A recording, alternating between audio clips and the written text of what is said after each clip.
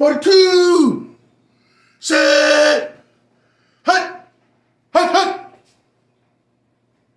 I just did that in tribute, guys, to welcome back Mr. Josh, because you know what? We missed him, and we missed him dearly. I missed him super duper dearly. But nevertheless, he's back for us week freaking 8. We're done. Him and Gabe's back. What's up, guys? Welcome back to another episode of Flawless Fantasy Football. We're back with week 8 waivers. Yes, guys, week 8 waivers. All right, so we got through the meat and potatoes.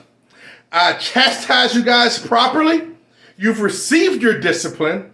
You're back. Your head's back screwed on tight. You're back confident, and you're back fearless. You're the fearless, flawless community that you should be, and that you should stay. So again, make sure you press like on the video, and if you're new, feel free to subscribe, because you'll be a part of a community that's not about tickling your fancy with stupid analytics. Analytics have their place, but analytics can't do everything. I venture to say it can't do half of it. All right, but nevertheless, let's get into the waivers, okay? We're going to just go through quarterbacks, running backs, wide receivers, and keep going, just like we normally do. I'm going to hit right to the point. I'm going to jot them all down, PowerPoint them real quick, boop, boop, boop, PowerPoint them. I don't know, I'm feeling jacked up, guys. Oh, just in case you guys didn't know, your boy Flawless is on vacation right now. But it's not really vacation. It's more like a staycation, because I'm not going anywhere. I might mingle around a little bit, but not much. I'm actually moving, all right? I'm moving to another flawless foundation, if you will. So, but I got everything transferred over. Everything's good to go. So yeah, your boy gonna be moving, later this week to a new location, new little loft, nice little pad laid out on the beach. You know what I'm saying? That's a lie. Just moving to another little spot. All right, let's get to it, guys. I'm finna drop off these quarterbacks on you real quick. Now, I'm only gonna drop you off 3 quarterbacks for waivers. All right, I'm only gonna drop off 3 because you should be playing your starters. But just in case you happen to have someone on by Herbert or whatnot, you can consider one of these guys. Y'all gonna be going through the same issues that Josh almost went through, but you can fight through. You can persevere. My son, I can't call him baby prophet or nothing. He's 25. He's not a baby, but in his league, he made the right decision. He actually had Garoppolo and he still won, but I didn't. I had Garoppolo and I came up short, just a little bit though, and needed 19 points from who he had, Stevenson last night. And he was going up against that one Mostert, and Mostert had that big game. He was only up by 2, so he needed 19 points on Stevenson. He got it. Felt happy, felt glad for him. So you can win without Josh, because it's a team effort, okay?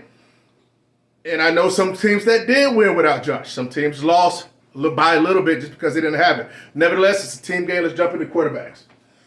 First quarterback is Daniel Jones. Daniel Jones. Man, I was so close to picking him on waiver wires last week because he hadn't had a big game, and I knew he was due for one. It really sucked because he had 33 points week 7 versus Jacksonville. Now he has a week 8 matchup against Seattle. He should eat. I advise you, anybody that has a quarterback issue this week, target Daniel Jones early and often in your waivers. Try to get him because he has that goal line rushing. He has that rushing, just in general. Not going to have a lot of pass yards, but hell, if he can sneak him in front of one and pile it in, hey, man, that's 6 points, man. So that's equate to a 40-yard touchdown pass?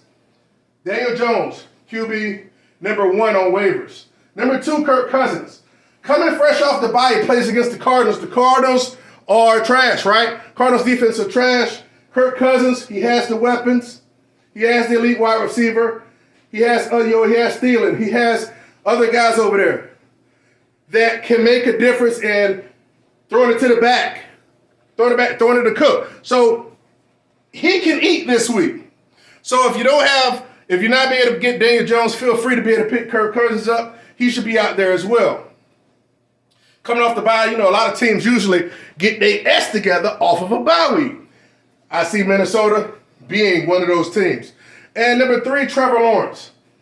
Trevor had a nice day. Trevor, the last 2 games, Trevor has scored 29 and 24 points the past 2 games.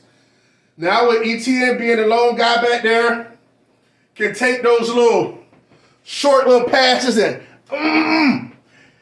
skit on them, along with having the weapons. And when I say weapons, sometimes it's best not to have like a true go-to elite guy, to where they never know who you're going to throw it to. Trevor Lawrence has a nice, they're playing against Denver. Denver can't score any points.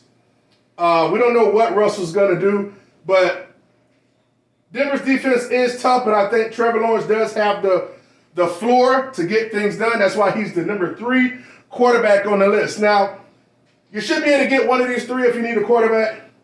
I don't know. I couldn't sit up here and put Sam Ellinger up here for the Colts. I wasn't going to say that, because that's like putting P.J. Walker up there, even though he had a nice game last week. You don't, if you got one of these options, I'd rather you go for one of these options than an unknown commodity. All right? That's just a little common sense. I ain't talking about nothing. Daniel Jones, Kirk Cousins, Trevor Lawrence, the quarterbacks. Pick one up if you need one. All right, let's talk about some wonderful running backs. All right. Number 1, so freaking obvious. We're going to Gussie Bussy. Yes, Gussie Bussy. Gussie Bussy bust down with 20 fantasy points last week in half-point PPR. Out of the blue last week, they said at the last minute prior to kickoffs that Gus Bus was running with the ones. Unfortunate for yours truly, decide that, hey, I'm going to play who I'm going to play, and I decide to go and watch a movie at 1 o'clock. Well, right at among kickoff. So right when my movie was kicking off, that news came kicking off. Now, mind you, I wouldn't have did anything different. I'd have took out the running back that I had in, old Buttnut, that was supposed to have a bomb for them last week. And I'd have put in a wide receiver, but I'd have still lost by 1 or 2 points. But Gus Bussy is the man there now. Now, look, he had a good game, okay? He had a good game. But you know who else had a good game? J.K. Dobbins had a good game. Now, I'm not saying he's glass and he's not going to make it, but he came off the same injury. The only difference is he didn't rush back onto the field. So Gus Bus is a nice pickup this week. Who's he play against? Oh, okay, he does play against Tampa Bay week 8. Tough to run against Tampa Bay, all right? Then he plays New Orleans week 9 before the week 10's bye. So, but if you need Gus to put him in a flex or RB2, man, go ahead and scoop him up. You should get the volume. Number 2, Chuba Hubbard, Dante Foreman. Man, look, I think that regime over there, I think they're going to make a very strong point in actually showing people that CMC isn't missed. Both those guys had a very good game. Chuba had like 14. Dante Foreman had double digits too. Both of them had good games last week. Hell, even freaking quarterback DJ Moore, he scored and had a nice game. So don't sleep on those two. Unfortunately, going to be a timeshare. Hey, but you take the good with the bad. Number 3 has got Michael Carter. And you see I have an asterisk here by him. And that's because the Jets traded for James Robinson. Now, James Robinson, I doubt, would get on the field. Hell, if McCaffrey couldn't do much in the first week, I doubt James Robinson will.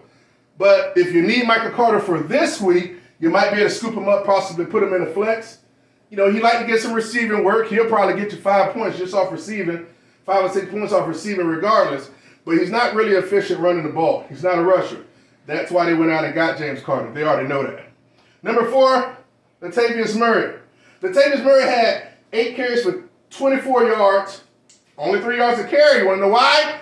Because we've seen the best of Latavius Murray. And I ain't knocking Latavius Murray. At the end of the day, he's a body, and he's there. And he scored a touchdown. So he had like 2 catches. So he had close to 10 half-point PPR points. And now with Boone actually going on, I believe it's on R, but he's not playing for sure. So vet that information. But I know he's out. Boom. So it should be a lot more work for him this coming week for Latavius Murray. Now, if you're expecting some type of 20 or something like that, you're likely not to get it. But some points is better than none. And Kyron Williams. I almost want to call him Karen because that's what his name looks like. Kyron. Your parents were chirping on you, Kyron. So he was a guy that actually, before he got hurt week 1 or right before the season, one of the two, and they was expecting big things out of him. Now, with Cam Akers essentially not going to play another game in there, it seems like, and Henderson is who he is, they need to look forward to the future. So if you got room to stash on your bench with him, he's not back yet. But when he does, they should be getting him acclimated pretty soon. Now, this is the time of year, guys, everything happens all the time. Like, boom, somebody get hit, somebody get traded, boom, boom, boom, to up somebody's value. It's if you got a chance, if you have a chance to do something, especially if you're like, if you're an owner of certain running backs, handcuff them. James Cook, Samaje Perine, DJ Dallas, Warren, Rashad Wright, Dalton Hilliard, Gainwell. It's time to start cuffing these people because once the guy go down, it's too late. You have to give up something to get him. All right, them are your wide receivers. Running backs, Gussie Bussy, Hubby, and Foreman, Michael Carter with an asterisk. Be careful about that. Latavius Murray, gonna get you somebody gonna blow the house down. And Kyron Williams, he can be that nice guy round about week 10 or 11 that just gonna be killing it that everybody slept on for the longest time. There you go. Let's get to the wide receivers. Let's have some fun. Oh, yeah, this is the fun part. All right, make sure my time's good. Okay, all right, listen. All right, let's get to the wide receivers. PowerPoint, then we moving on. Paris Campbell. Let's talk about Paris Campbell real quick. Paris Campbell has had 11 and 12 targets the past 2 weeks and has scored a touchdown in each of the past 2 weeks. Now, I'm going to tell you something. This guy here is... Man, they've been wanting him to be the guy for a good while. But he's just injury prone and don't stay on the field. But if he can stay on the field, now here's another thing. It's a different quarterback, okay? So you got to take the good with the bad with that. Be careful about it. Paris Campbell, if you're getting 11 to 12 targets, plays are getting ran for you. That's the beautiful part with Paris Campbell. So I like him. I like his upside, especially in the PPR leagues, guys. Paris Campbell can get you there in a freaking heartbeat. Mecole Hardman. Now, Mecole Hardman is on a bye. I, for one, like Mecole Hardman. I felt that he would be the one that had the highest ceiling when it came between when I broke down the Kansas City wide receivers outlook this offseason. In the past 3 games, Mecole Hardman has had double-digit points. He's had 10, 11, and then 26. He scored 3 touchdowns total against my Niners. Now he's on the bye week, okay? Now, I know people are like, well, I want to pick him up on the bye week. But, he plays Tennessee and Jacksonville and the Chargers after that. If they're going to be using him like this, because this is how I see it. They use Juju for the intermediate stuff. They use MVS for the deep streaking stuff. And when it starts sniffing down there by the goal line, it's Mecole Hardman. I feel like everybody has their little thing. That's your thing, that's your thing, that's your thing. But when they get down there, either they run it in or Kelsey, one of the two. But if they do something with the wide receivers, it's Mecole. It's not Juju or MVS. Now, Juju might get something down and get a look every once in a while, but Mecole with his shiftiness, and if you're looking for upside, I mean truly freaking upside, if you're looking for a damn NM. What's NM again, guys? NM? Yes, it's a needle movers. We don't want plotters around here, okay? Sometimes it's nice to have somebody with a nice little floor. But when it comes to these type of players win leagues. Mecole Hardman and what they can put on the field. Now I got Marquise Goodwin here. He's just here in case DK Metcalf doesn't play. He had 4 catches for 2 touchdowns. all of them would have been DK Metcalf's touchdowns. He wouldn't have even been on the field. But if DK's not in, if you could grab him, he'd be a nice play. 4 is Wan'Dale Robinson. Let me tell you something about Wan'Dale Robinson. I believe he was on the show last week. He had 8 targets versus Jacksonville. He went 6 for 75. He limped off late in the first half. So that means he had 8 targets in the first half. 8 targets. So he went 6 for 75 in the first half. And he came back in, but he didn't get targeted in the second half. So I like that. He liked to fight through. So he actually came back in, but he didn't target him. But he was actually on the field out there working. You know what I'm saying? Basically pulling a Gabe Davis when you're out there just running routes and they ain't going to target you. But he's the number 1 wide receiver on the team. It feels like to me that they're gonna start using him like they did Tony last year. How Tony, when it was hyper efficient, you're working Tony and like just target him like crazy and doing that type of stuff. Wan'Dale Robinson has that upside. 5, Isaiah McKenzie. Now Isaiah McKenzie, he got hurt a couple weeks. No, it was a concussion or something. He had a little injury before a couple games before the bye week. Yeah, I think it was a concussion. But keep in mind, this guy's explosive. He's the 3rd receiver there, and he can make things happen. You got Gabe on one side, and you got other Homer on the other side, Diggs on the other side. McKenzie can eat in the freaking middle. They play Green Bay this week. They should eat them up nicely. McKenzie can easily score and should get at least a few catches, I believe. Josh them going to come back with a vengeance. And so McKenzie is a nice option you can play as well with upside. Now, I left 6, 7, 8 open, okay? Now, because I want to write it here. These are going to sound gross, guys, but I'm going to start with the least gross first. I'm going to go with, he's probably still on people's team, Garrett Wilson /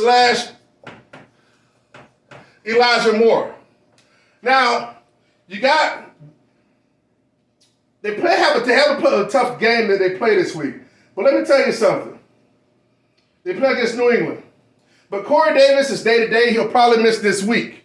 So basically, you'll have the quarterback throwing it to these 2 main guys here as wide receivers.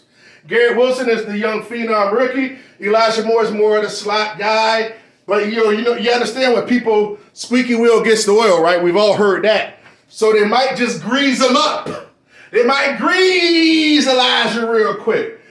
Or they just might make him understand, shut your mouth, homeboy, and do what you're supposed to do, and Garrett Wilson gets the juice. So even if Elijah Moore's been dropped in a lot of leagues, keep an eye on him. He could be a nice play this week, especially when the other wide receiver of the 3, Corey Davis, is out. That helps this situation. Now, number 7. This is going to sound gross, but I'm going to tell you anyway. We're going to go with Sammy Watkins. I know. Don't you ever write Sammy Watkins up here flawless. But let me tell you, if my beloved Lazard can't go, he called for 50 yards last week. And the way Dobbs was dropping balls, we know how these veteran elite quarterbacks get. Sammy Watkins should have a play. And another thing, it's a revenge game because they played Buffalo. Ooh, if you want to believe in that narrative, Sammy Watkins might be a good play.